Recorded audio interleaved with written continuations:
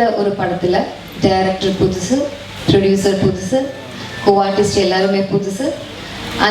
அந்த மாதிரி ஒரு படத்தில் ஒரு சவுத் இந்தியாவில் ஒரு டாப் மோஸ்ட் ஹீரோயின் வந்து ஆக்ட் பண்ணும்போது, லொக்கேஷனில் வரும்போது அவங்க எவ்வளோ என்னெல்லாம் ஃபேஸ் பண்ண வேண்டியது இருக்கும் அப்படின்னு தான் இந்த படத்தில் சொல்லியிருக்கோம். அப்புறம் அங்கே ஒருத்தர் மீட் பண்ணுறாங்க, அவங்க கிட்ட ஒரு காதல் வருது, அந்த மாதிரி தான் போகும் என்னோட கேரக்டர். எனக்கு கொஞ்சம் தான் இருக்கு பெர்ஃபார்ம் பண்ணுறதுக்கு, அவ்வளோ இல்லை. இருந்தாலும் இருக்கிற போர்ஷன்ஸ் வந்து ரொம்ப அழகாக காமிச்சிருக்காங்க ராஜேஷ் யாதவ் சார் அண்ட் மனிஷ் ஷெகன், மலையாளி. அப்போது நானும் மலையாளி, எனக்கு வந்து ஒர்க் பண்ணுறதுக்கு அவ்வளோ ஒன்றும் கஷ்டமாக இல்லை. எல்லாருமே செட்டில் எல்லாருமே ஆல்மோஸ்ட் மலையாளிஸ் தான் இருந்தோம்.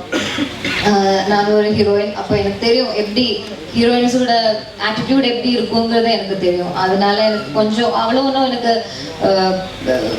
டஃப்பாக ஒன்றும் எதுவும் இல்லை இந்த படத்தில் ஒர்க் பண்ணும்போது. நல்ல ஒரு சாங் பண்ணியிருக்கேன் இந்த படத்தில். நான் அதுக்கு ஸ்டூடெண்ட்ஸ் உங்களுக்கு நான் தேங்க்ஸ் சொல்கிறேன். என்னுயிரின் நூல் எடுத்துருக்கேன், ரொம்ப அழகாக இருக்கு அந்த சாங் வந்து.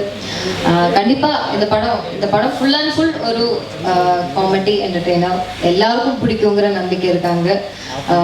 எல்லாரும் பாருங்க, பிளஸ் பண்ணுங்க. தேங்க்ஸ்.